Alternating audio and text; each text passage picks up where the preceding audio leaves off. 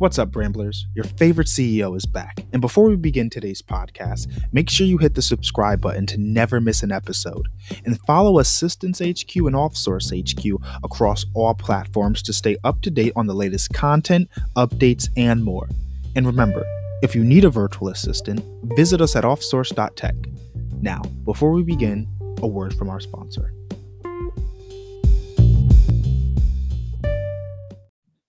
Hey guys, welcome back to another wonderful episode of The Ramblings. I have with us today Kathy Boyles. She is the owner of Chapin Hill Advisors and the owner of 5 other businesses, amongst which you'll find out. Kathy, introduce yourself. How are you doing today? I'm just doing peachy keen. I'm having a great day already. I'm off to the races. And I'm very happy to be alive and happy to have the gifts that we do have in this great nation of ours. That's wonderful. That's wonderful. So we were talking a little bit earlier, so I'm going to get off to a hot start. You have 5 businesses and a lot of things going through right now. Talk a little bit about some of these successes that you're experiencing. You've been on the phone pretty a lot lately before 10 o'clock today.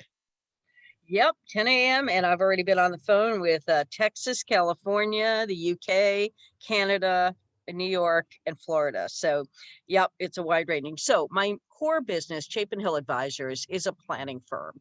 We primarily focus on family-owned businesses who in which to sell or transition in the next generation in the next 5 to 10 years. So that's what I do for my everyday life. And I love what I do. I tell people I live in a soap opera. So I come in and help the business owner think about, most business owners build their business because they're passionate about it. They fell into a niche, or they inherited the business, or they bought it from somebody. They saw something that they're passionate about. I'm passionate about animals. I rescue animals. I'm passionate about food. I'm a vegan. So it would be easy for me to get involved with a food business or a rescue business or pet related business because that's my passion. But when we get into these things, we don't think about selling it. We buy it because we love the idea of being able to make an income, to support ourselves, our family, do something we love. But we don't think about, okay, what would somebody else see as value in this? And that's really what I do. I come in and I help the business owner position their business either for exit. So for instance, I had a catering company that does 2 entirely different lines of business. One, they supply sandwich and salads to many of the, a couple of the very large airports. But then they also do salads and sandwiches for the grocery stores. Now, grocery stores have a tiny little margin. And airports, as you know, if you're in an airport, you pay 3 times for a bottle of water what you would pay a mile down the road. So the margins for an airport and the issues around the airport, more insurance, all kinds of logistics issues, the buyer for those 2 areas of the business would be completely different. So what I come in, and the business owner doesn't think about that because to him, he happens to be making the same stuff and just putting it out in 2 different venues. So what I do is I come in and help him think about who would be the exit? How do we build these businesses separately? Should we put them into 2 different corporations before they're too profitable? And then what do we do about his own personal planning? How long does he want to work?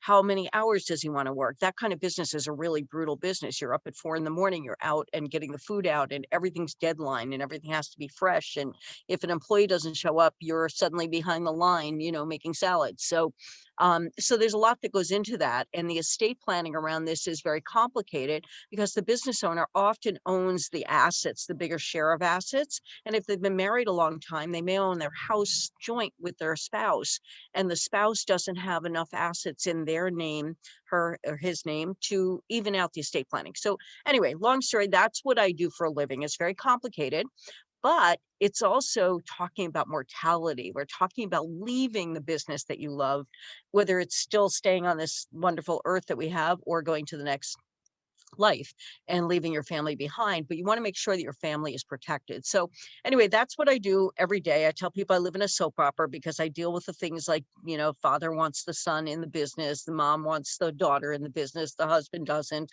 Maybe there's stepchildren, maybe there's cousins and nieces and nephews. So you get into a lot of complicated. So with the pandemic, that business got hurt. So the way I primarily find business is by doing podcasts like this, or I speak. And I get paid to speak to associations of business owners. So there's a million associations, Wood Flooring Association, the Association of Mechanical Engineers, which all the HVAC guys belong to. So a lot of my businesses that I work with are blue collar millionaires. And the people I tend to work with tend to be doing well, 5 million to 50 million in revenue.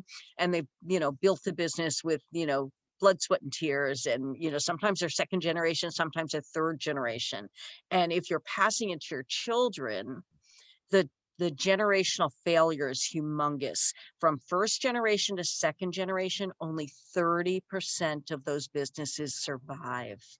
Wow. And from second to third, only 12%. So what happened is during the pandemic, my speaking business got killed, all of it canceled. The other way I get business is I'm a connector. I love to bring people together. I built most of my businesses by networking. And so I host events in New York City. And since my mission is to save animals, I'm a vegan. We prepare all the food, and the food is 100% vegan.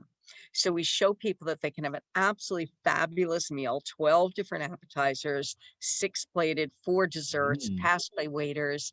The food is amazing. If I I don't I don't say, mean to cut you off, but I didn't know if you actually were vegan or anything like that. And I wanted to ask.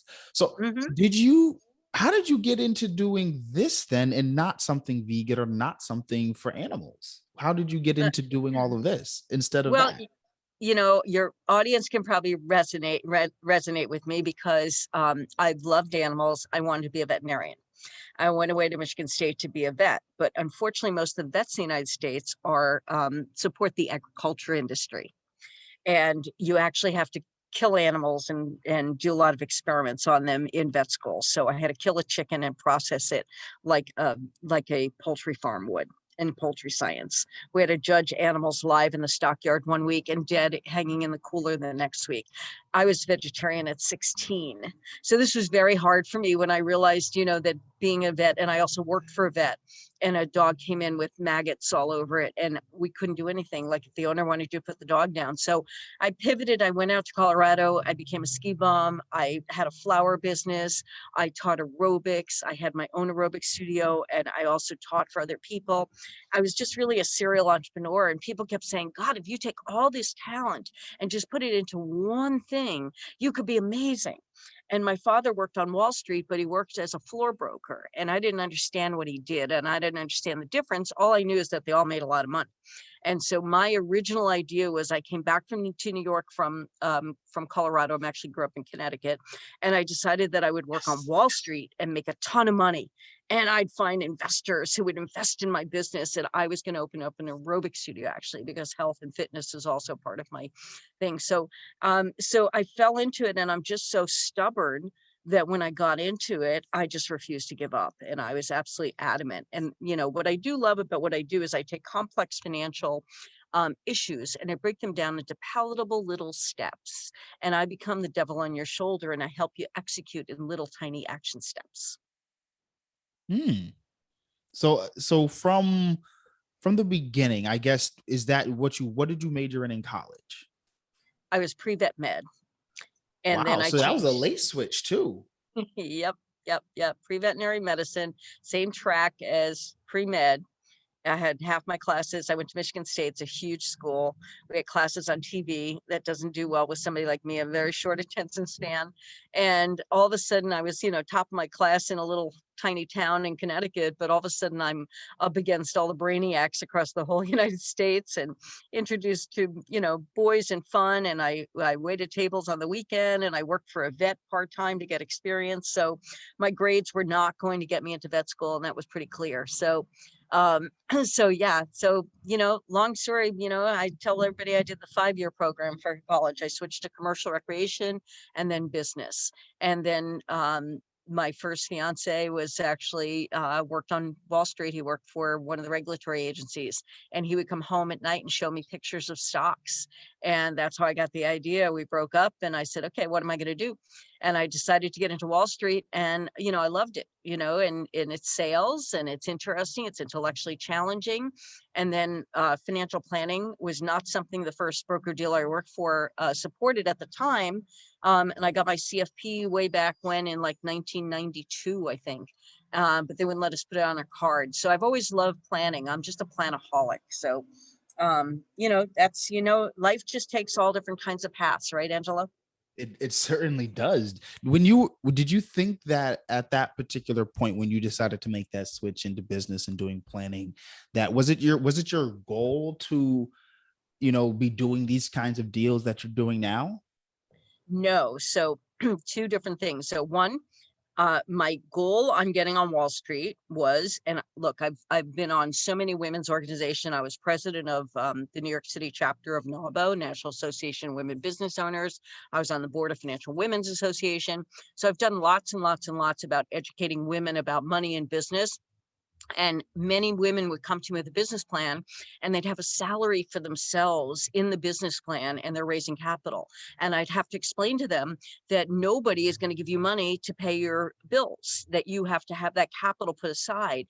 And it's not quite as cut and dried as that, but I didn't understand that. And I just honestly was very naive, like many women business owners. And I just thought somebody was going to be so enamored with my fabulous ideas and all my energy that I was going to be able to open an aerobic studio and get financing from the guys that I met on Wall Street. That was actually my delusional dream. And so then what really happened? So I just stuck it out. I made 100 cold calls a day. I learned the business from the bottom up. I didn't come from money. I don't have family members with money. I'm Irish Catholic. I have 52 first cousins. But, 52. correct. I have 8 brothers and sisters, 24 nieces and nephews. So big Irish Catholic, but nobody's trusting me with money as a rookie on Wall Street. So I had to cold call. And what I did was the broker dealer I worked for, a large wirehouse on Wall Street. They had a program where you lent money to small business owners. And it was a revolving line of credit that actually had a sweep, and the average business owner is too busy to take money. If they get a big check in, they get a receivable, and boom, it sits in the checking account because payables are going out at the end of the week. So they don't move that money unless they're sophisticated and have a CFO or a controller. They don't get interest on that money, and if you add that up day after day after day, it's really big. So the firm I worked for had a sweep account, and that's what I would do. I would call the business owner up, cold call them, and ask them if they were borrowing money. And would they like to save a little interest expense? Who in their right mind wouldn't say, what do you mean? And so that's how I got in the business. So in the morning, I called business owners. But what I really wanted was I wanted their pension, because the pension account had to be contributed to every month or every year. And it also was long-term money. So they weren't looking to buy their friend's golf course recommendations and make some hot money. And I'm very risk averse for other people's money. I have high risk tolerance for myself. So that's what I did. I cold called business owners during the morning. And then in the evening, what I did was, the afternoon, what I did was I called my LOLs is what I call them, little old ladies. And they actually, little old ladies have very similar risk tolerances to business owners for different reasons. Business owners never know when the business needs money, when something is going to slow down, when they want to expand. But the older woman is always afraid of running out of money. So they end up being risk averse for the different reasons, but similar ways to manage their money. So that's actually how I started. And then planning, I didn't like just pitching somebody a stock or a bond over the phone. I like getting to know them and find out what their values were and find out what their needs were. So that's how I got into planning. And over time, I went out on my own. I created Chapin Hill in 2000. And so I went independent at that point, is what it was called. And it was during the dot-com crash. It was right behind it. In fact, my anniversary is 1 month after the peak of the market. And we opened up in my Upper West Side apartment. I had 5 dogs, and I think I had 2 chinchillas, and in an apartment, and I had 5 employees. We took my dining room table, my kitchen table, and we put them together, and then we put a portable desk at the end. And then my second bedroom was, my bicycle hanging from the ceiling, the dog food under the printer, on top of the printer, and one of my admin worked there. So it was crazy, but that's how I started. And then I would borrow law firms' conference room for meetings, and I'd put on my St. John's, which is stretchable, and I'd throw my rollerblades on, and I'd skate from the Upper West Side over to Park Avenue to borrow my friend's law firm office for appointments. So that's how I started the business. So I'm a serial entrepreneur, as I'm sure many of your listeners are. And, when you're a business owner, you encounter all kinds of what I call FGOs, effing growth opportunities. Wow. So, yep. So I'm gonna make it known. You now hold the title because every time I try to get better, and I always get better people, and so you hold the title for the largest deals ever on this podcast. You make the largest deals. So in celebration of that, what is your favorite deal and largest deal ever? Well, I think I just need to explain one thing. So financial planning, business planning, wealth management, speaking, and then the events. Those are the four businesses, right? Those are my core businesses. With Mm-hmm. the pandemic, all of those businesses got hurt. Many of my business owners got crushed. Air traffic was down 90%. So there goes that caterer's fabulous, trend. So a lot of my business owners were scrambling. And so what happened is one of my sponsors from an event called me, and he had a mask company, and he wanted me to make introductions. And so I started making introductions, and he kept dropping the ball. And my network is my entire life. It's my leverage. And so I can't afford to damage it. So a year ago, I got into selling PPE, personal protective equipment, for the pandemic. And I didn't know anything about masks. I didn't know anything about gowns. I didn't know anything about gloves. And so somehow I ended up specializing in gloves. So what I'm doing now for a good portion of my day is I do have all these big deals taking place.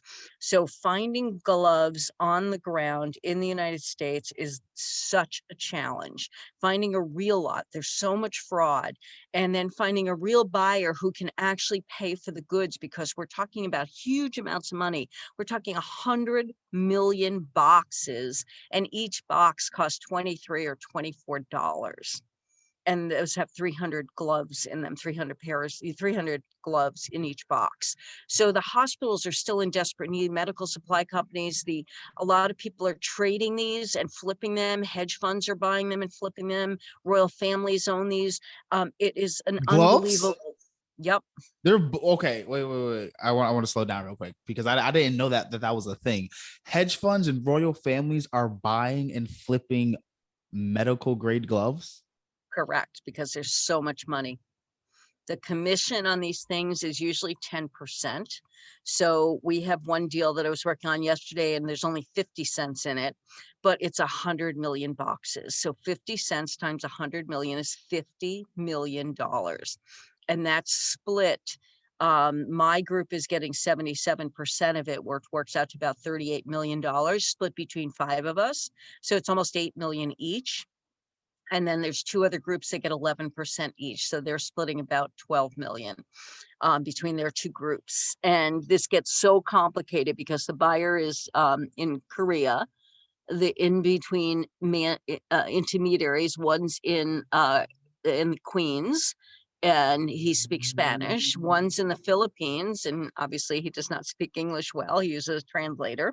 And the buyer is Korean, with one representative in LA. And then the seller happens to be very politically connected. Somebody's running for Congress. And so we do believe that the seller is real.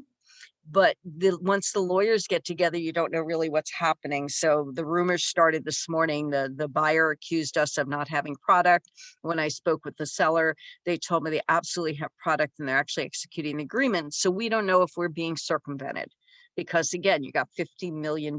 So if they can avoid all the brokers in the middle and close the deal without us, big incentive. So that's part of what happens. And so when you think about this, if they take that 100 million boxes and they flip it, or even if they sell it to a hospital or a bunch of medical supply companies, they're going to make at least $1 to $2 a glove. So $1 to $2 divided by $23, let's say, or $22, right? It's $2. You're making almost 10% on your money in a couple of days or a couple of weeks. Wow. What is it? Okay, so as it was building up, so I'm sure you didn't come out the gate doing like large deals like this. What did the first large deal feel like? Like when the commission came in, like what was the feeling that went through like your body when you first had like that first commission that was large? So far, I have not closed anything stupendous.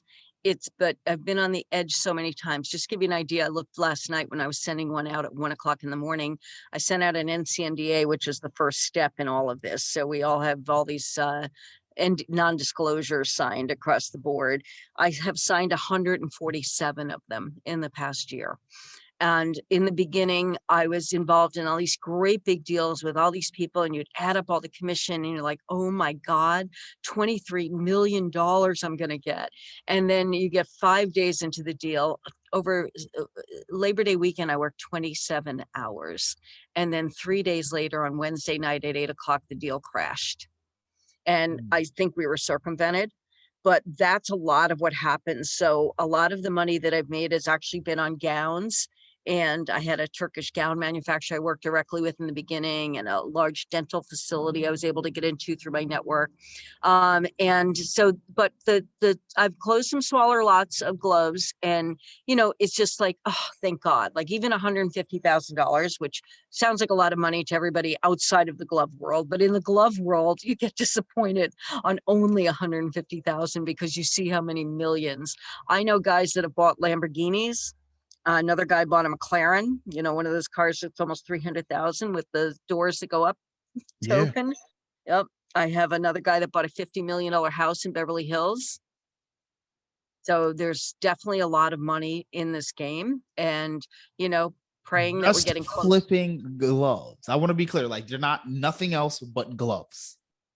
Look, I also have gowns, I have access to masks, but each one takes a different market, and the gloves and the gowns are a bit more of a commodity.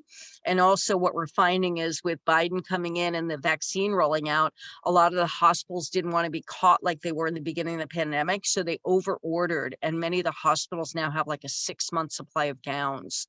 And so gowns and masks are not my specialty. I mean, but I put out a list of deals on a daily basis. I have over 200 WhatsApp groups. This is all done on WhatsApp. It's extremely inefficient. And we're building, this company is going to be called Eamon and Alistair. And Eamon is Gaelic for protector, and Alistair is Scottish for defender. And so protect and defend. And I started in this with the CEO of a healthcare company who's he was on the road to be one of those, not a Navy SEAL, but one of those guys, whatever the Army version is called. And he blew out his knee. So he's a disabled vet. So we're actually creating a disabled vet company that he'll be head of, and mine will be a women-owned entity of WBE. So we plan to be in this for the long game. I'm hiring somebody I met through this to run this company. And then I'm building an animal sanctuary.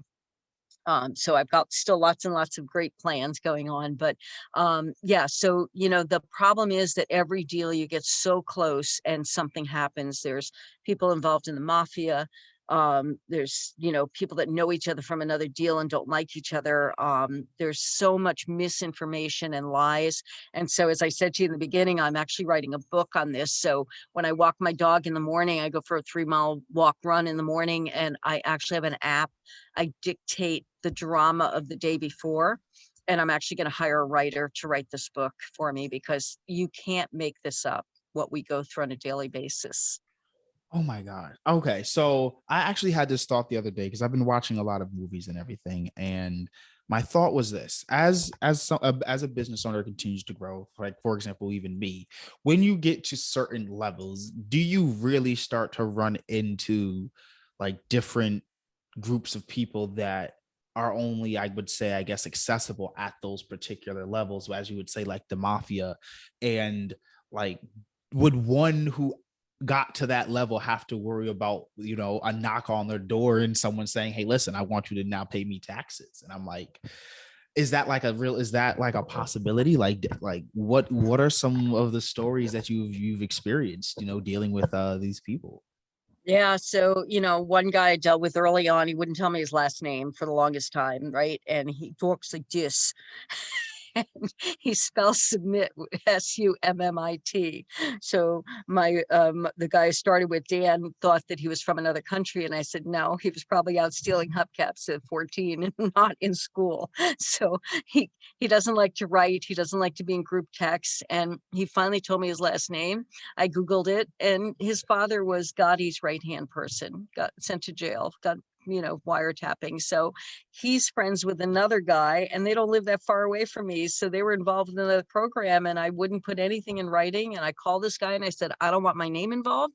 These guys are close enough to show up at my house. And even though I have pit bulls, I'm alone and I don't want to have anybody knocking on my door. So it is something you're concerned about, but that's a small fraction. And you don't do business with these people if you can help it, right? Sometimes they're involved and you don't know it because they use a fake corporation. But we also have an FBI list that we actually, a fraud list. So we report people to the fraud list because there is just so many scams going on. People are using the bank info. We have people from other countries, India and Pakistan and all kinds of Asian countries where they make so little money that if they make one little scam, it's a fortune, right? And so it's an amazing eye-opening experience. But on the upside, in addition to hopefully making gazillion dollars, there's also, I'm making fabulous connections with people that I would never meet in a million years. I have one gal in New Orleans and we were talking about cheesecake the other day. She had 6 cheesecakes in the oven, which is something I would do, although not cheesecakes at this point, but I used to do dairy. And then I said to her, oh, Emerald has this fabulous pumpkin cheesecake. And she says, oh yeah, I've tasted it. She goes, actually, when he opened his first restaurant, I owned the building that he opened it. It was in the warehouse district. Like, where would I meet this person? Right. And I talk to her every day right now. And she's got a medical supply company and her partner is a surgeon in the UK. And they bring gloves to Europe and actually Africa, not just gloves. They bring medical supplies. I have another person that I've gotten to know really, really well. I speak with her probably 5 times a day. She runs a uniform company in LA. And she's Armenian and she wants to support some orphanages in Armenia. And if we close a deal, we have a little pact here. I'm going to give her $5,000 to let her feed the homeless in LA. So you're meeting all these fabulous people. Another guy I met, he goes undercover and busts drug lords for human trafficking in Mexico. He's Mexican. He was a human trafficking victim, but he runs a PPE company, the medical supply company, for 20 years. And again, where would I meet this guy? And how would I ever get to know him? So I'm meeting all these fabulous people all around the country. And we have certainly lots in LA, Texas, Florida. Those are the big 3. But I've got people in Memphis, Tennessee, and Missouri, and Chicago. Modular. Yep, and all kinds of people in the UK as well, and Asia. With all the So networking, do you have a favorite person that you've connected with? I don't want to say like a best friend, but maybe a favorite colleague. So, the gal that I mentioned with the uniform company, we've both been through some hard knocks and we both have that survivor.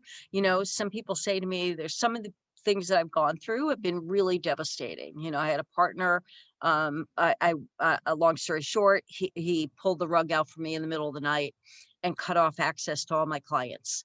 And I sat on the steps at 3:30 in the morning when I read that email and I didn't know what to do. And then he proceeded to try to steal my clients. And then 3 years later, I had gone into partnership with another guy and on the Friday at 4:00, right before July 4th weekend, he did something similar. So 2 in a row where I got devastated, my core business being, gone. And I had to pivot and do something else. So this gal has had a lot of health issues and she's a survivor like I am. And, people say, oh my God, I can't believe you kept going. One guy said to me, you're like an airplane that just keeps flying. And I said, with damaged wings. And, to me, what's the alternative? What am I going to do? Curl up in a fetal ball and just cry my eyes out? Like, that's not going to pay my bills or take care of my dogs and my animals. So I think what I love about entrepreneurs is that we find a way, right? And, our backbone is strong and what doesn't kill us makes us stronger. I certainly do believe in that. So would you say this person's your favorite colleague, your associate? Yeah, I mean, I'm one of these people that likes choice and I like change and I run in a pack, right? So when I have events in New York City, we have 150 people coming. I can't do an event for 20.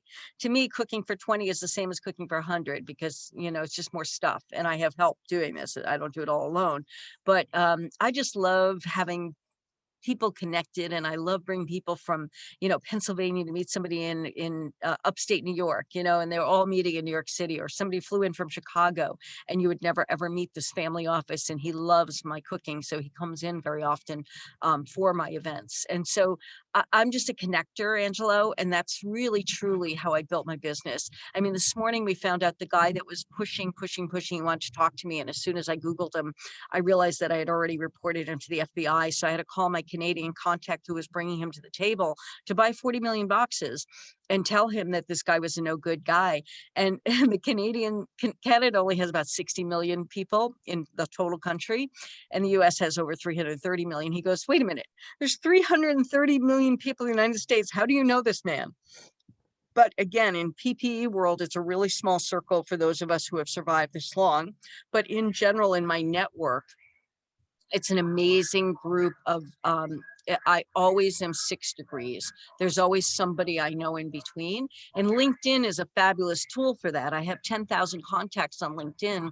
And so one of the things I will do with my due diligence on people is I will go ahead and look at them. I'll Google them. I'll go onto LinkedIn. I'll go to their Facebook pages. I'll go to their white pages to see where they live. I'll go to Zillow to see if they own the house or bought the house or sold the house.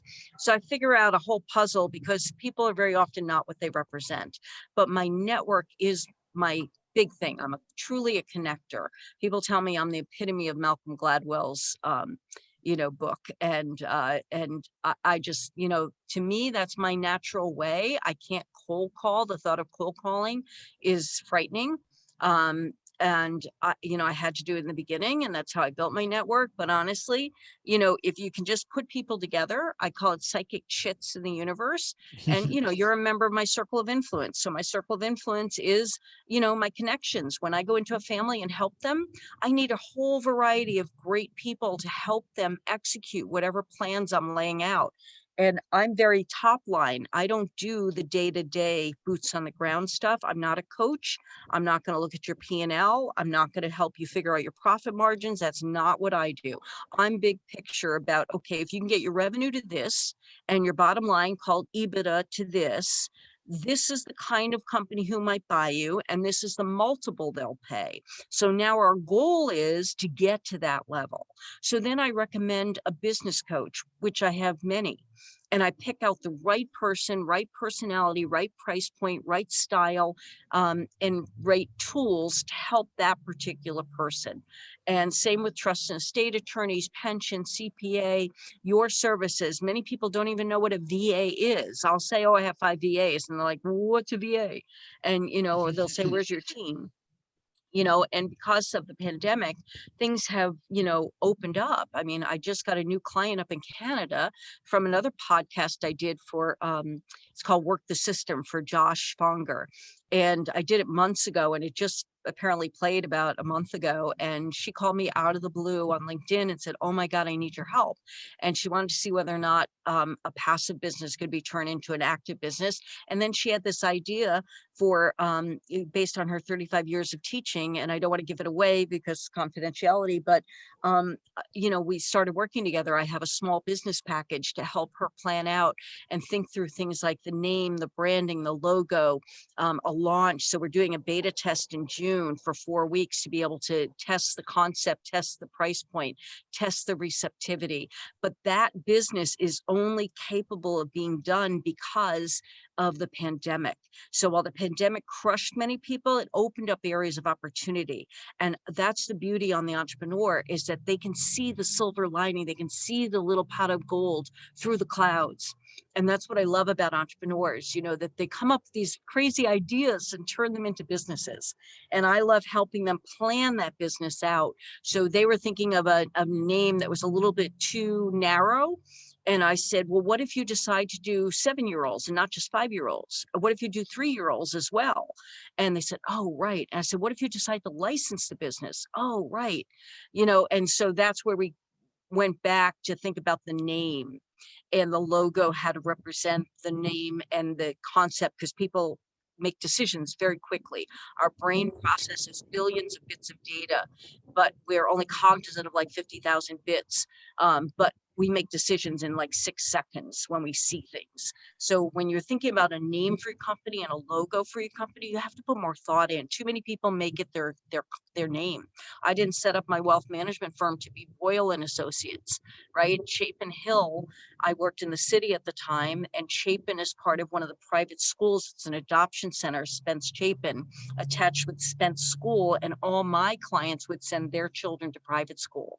So subliminally, there was a connection. And then Hill is strong and solid. And then Chapin Hill together sounds like Chapel Hill. So people will often say, oh, I think I've heard of your company. And it's really just a subliminal connection. And then that opens a door for me to say, well, I do Bloomberg radio and I do TV. Maybe you've seen me or heard me. And that sets the difference, because for all of us as entrepreneurs, we have to stand out from the crowd. And you want to attract people, not chase them, right? So how do you attract your audience? So that's a lot of what I do in terms of planning for people, along with the estate, the business planning piece, is thinking about what's the factor that makes you unique?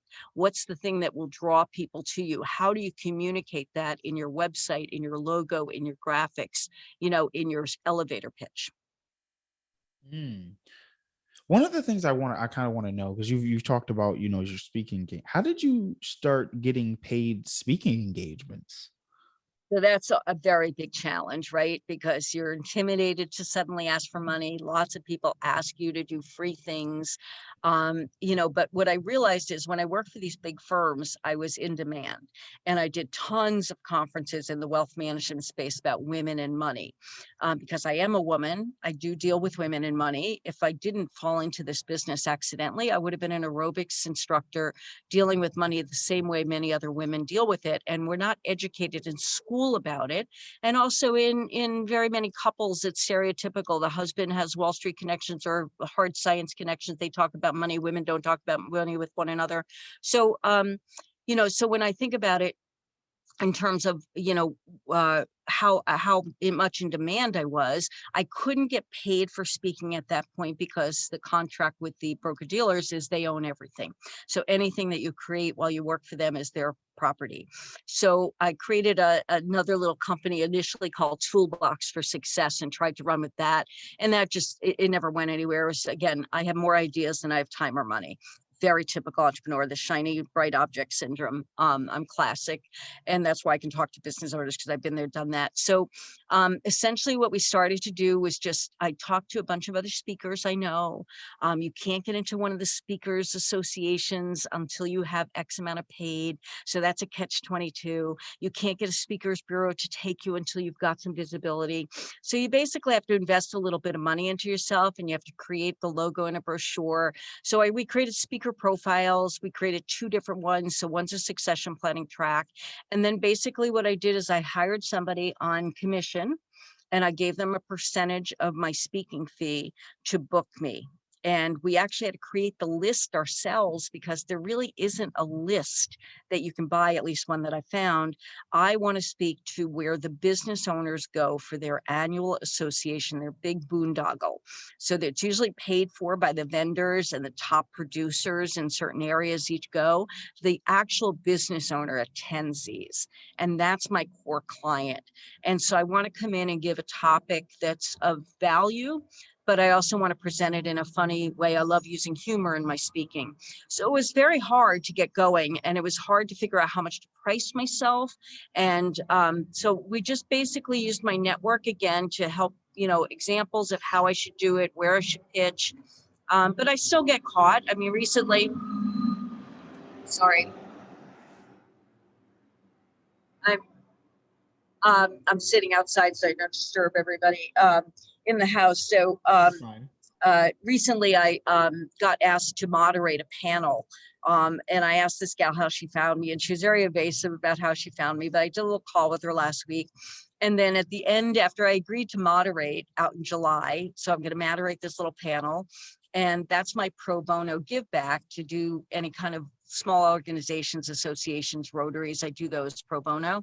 Then she says, oh, well, by the way, our moderators are asked to help support our emerging members. And so we ask you to sponsor 7 memberships for $3,500.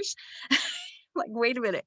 I normally get paid to speak and moderate, and you're going to ask me to actually pay. Right. So I, so it's still, it still happens where people will pitch me, to pay for things. So it's not easy. Okay. I can recommend, you have to do a speaker's reel. Mine is being updated right now. I looked at lots and lots of other speakers. And again, you have to be careful because you don't want to pollute your own ideas, right? When we look at other people's ideas, you want to make sure it's your own authentic idea and you didn't lift too much from somebody else. So it's a fine line between looking at what other people do and creating your own content. So it was a long road. It was a very long road. And I also don't like to travel. I have 10 animals. And so, these events are always in Dallas, in Houston, in Florida, in Hawaii, California. And then I'll get leads from that. And some of them may be in that part of the country. So a lot of what I do needs to be done face to face in the beginning because you're bonding. You're talking about such dramatic issues like the family member, very, very personal issues that I'm dealing with. And it's a fine line between, it's almost half psychology and half financial, right? In terms of understanding. People tell me I have the kind of style that they feel like I'm virtually putting my arm around their shoulder and I'm walking through things with them. So I'm going to help them get through this. And every business owner I know, Angelo, the first word out of your mouth, I'm so busy, I'm so busy, I'm so busy, right? I agree. And so the idea of stopping growing your business to spend some money on trusts and take care of your son who has drug and alcohol addiction, or think about the fact that your middle son shouldn't take care of your older son, he shouldn't have anything to do with the money, or try to get your 93-year-old mother to let your mentally disabled brother go live in a group home. She's taken care of him her whole life, and this is her life. And these are the situations that I face when I'm helping people. I talk about risk, and I tell people in my life, I'm a glass half full girl. In your life, you're hiring me to be a glass half empty. So I'm looking at risk and I'm trying to line up the biggest risk in your life and mitigate those risks first. And there's certain ways to do that. If you go to an insurance broker, they'll always sell you insurance. Insurance may be the way to do it, but it might not be the first step.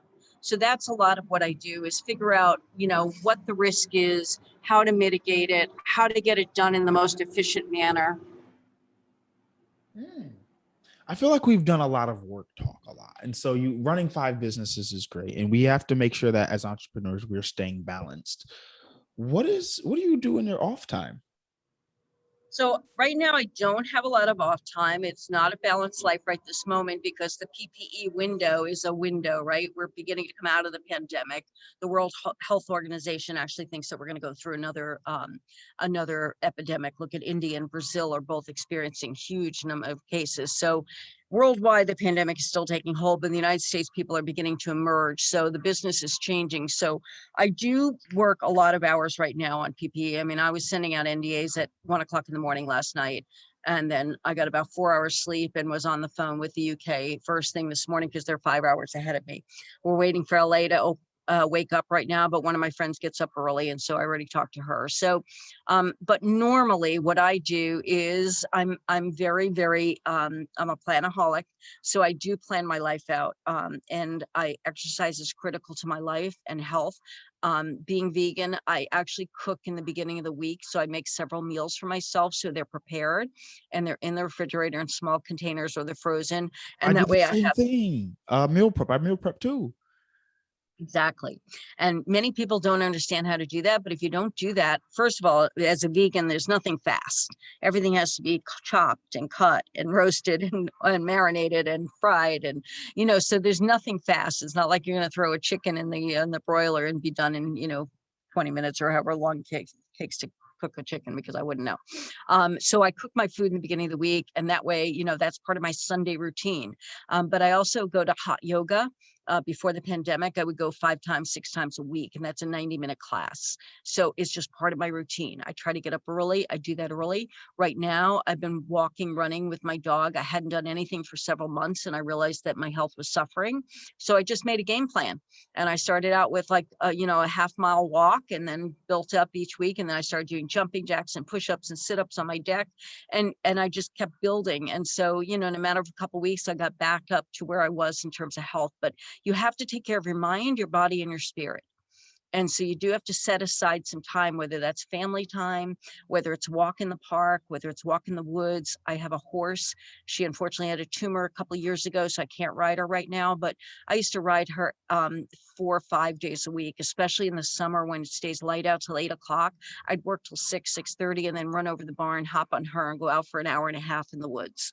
So that's how I keep it. But again, it's planned, and again, I'm organized. I don't go to the grocery store without a list. I keep lists in the drawer or on my refrigerator's panel, so I can't put it on the refrigerator, but the old metallic little notes. So when I begin to run out of something, I put it down on the list, so I never ever have to run to the grocery store. I did a cooking organization class once with a catering company because I do a lot of fun events. And I just talked about, if you go to the grocery store 3 times a week extra just to get, milk or bread or whatever the kids want, Gatorade. And it's another, even if the grocery store is like 5 minutes away, it's 5 minutes plus 10 minutes. So it's 20 minutes times 3 is an hour, times 4 is 4 hours, times 50. So you have now lost almost a half a week of your life by those extra 3 trips. So I try to plan things out and make sure that I go to the grocery store once a week. I go to Costco every other week. I have bunnies and guinea pigs and a horse. So carrots and lettuce are staples of my life. And I get them at Costco. Wow. Okay. So I guess that's a lot going on right there. Yes, my life has no moss growing under my feet. So tell me, I guess, a little bit about your animals. I want to hear. Like, you mentioned that you love animals. I hear a lot of animals that it seems like you have. Do you like almost live on a farm, a ranch? No, no, I live in the woods, in northern Westchester. And I just have to stop myself at night, because at night what I do is I use my connecting skills to work between the rescues and the adopters. So it's a very, very inefficient business, not for profit, small rescues. There's a gazillion of them. There's probably over a million of them. There's over 1,000,001 little not for profits in the United States. So there's probably, I don't know, 100,000 small little rescues, maybe more. They're run by volunteers who are passionate about animals, but they're not organized. They don't have boards oftentimes. They don't fundraise in advance. They don't have a mechanism for raising money on a regular basis. They don't think about it like a business. They're just passionate. And every night on Facebook, we see animals who are going to be killed tomorrow. And the shelters, New York kills over 1 million dogs and cats a year. 3.3 million domestic animals are killed every year. 60% are owner surrenders. But it's, again, a very inefficient process. So if the rescue has a little foo-foo dog, like a little, Shih Tzu thingy, then 1 million people are going to want that dog. It's semi-hypoallergenic, which everybody wants if their kids have allergies, and it's a little dog and it looks cute. They'll have 100 applications, and they'll only take one, and they don't have any mechanism for emailing people and telling them that they didn't get their dog or why they didn't get the dog. And maybe they don't have a fenced in yard, and that's one of the requirements, but they don't communicate that well. So what I do is I know the rescues. I know the founders. I know the presidents. I know the adoption people. And so what I do is I help connect people who are looking for a pet with the right rescue. And then I use my connections to get their application seen. And then on the other side, I also help the rescues advertise their dogs and cats and bunnies and whatever else. So people come to me, they'll tag me on a post. And we do crazy things. Like, there was a guinea pig in the Bronx, and this woman was walking around with it in a little white washcloth, ready to give it away to the first person who wanted it. And some of the South American countries eat guinea pigs, and some people feed them to their snakes. So you don't know what would have happened. So the son of one of my friends took the guinea pig home. Her husband's highly allergic to animals, so she called me. And so she drove up to White Plains. I drove down to White Plains, met her, took the guinea pig. I ended up keeping that one. She also found a bunny rabbit that wasn't being taken care of, so I took that one. And then we did a little transport where I drove over to Westport, Connecticut. Somebody drove down 2 hours from up in Connecticut. He brought the rabbit up to a woman who took the rabbit. So that's what we do. It's like the Underground Railroad. There's actually a bunny transports volunteer network called Bunderground. So the Bunny Underground Network.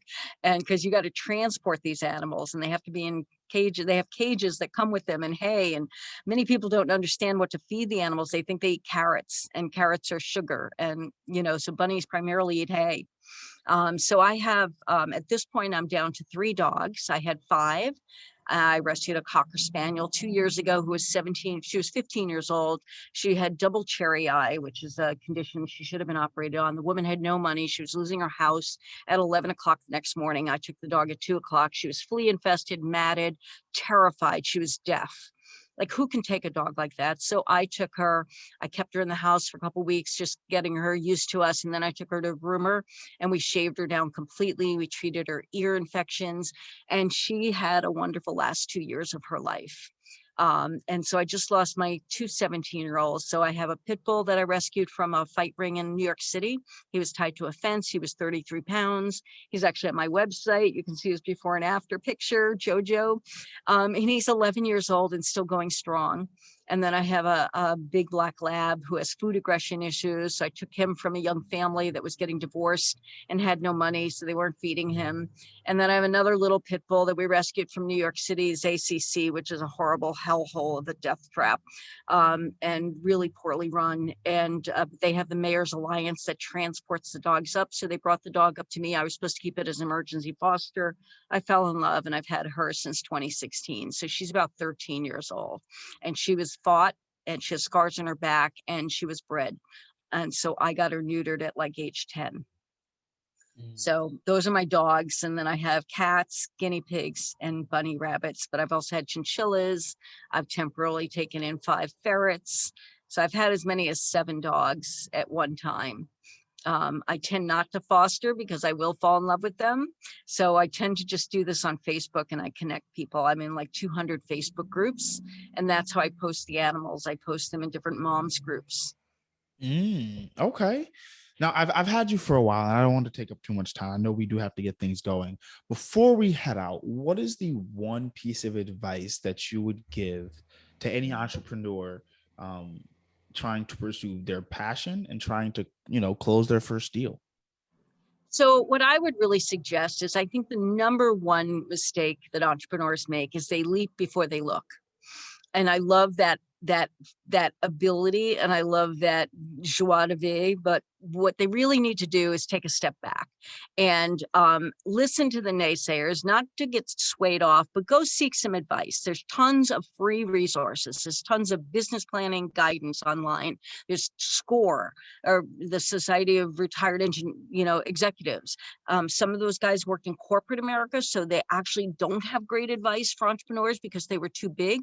But sometimes you find some fabulous people. So take the time to get some professional advice, even if you have to pay for it. Many of us have affordable startup plans, and get some advice about the game plan going forward. Make sure your plan is solid. Make sure you know how you're going to scale up, what kind of capital resources you need, whether you need inventory. If you're in a service business, there's only so many hours you can work. And so no matter how many hours you work, you're still delegated to an hourly. So if you can get a widget, if you can get something you can sell and makes money, whether it's a book, whether it's a gadget, whether it's something patented, those are the kinds of things that you want to think about doing. So if you're a chef, for instance, and you're doing catering business, maybe there's a widget or a new invention that you wish you had, and you can create it. And that's a way to make long-term sustainable money and have a business that's saleable as well. Wow. We've had some amazing gems on this podcast, and I think this is going to be one of the best podcasts that we've had on the Ramblings. And so I thank you so much for being able to join us, and we definitely were going to have you on for a part 2. Sounds great. Wonderful. Thanks, Angela. I appreciate being having you on the show. Thank you. I guess I'm on your show now. Thank you. Yes, I'm sorry. No problem. We absolutely love that you were able to come, and we look forward to having you again. Terrific. Thanks. Have a great day.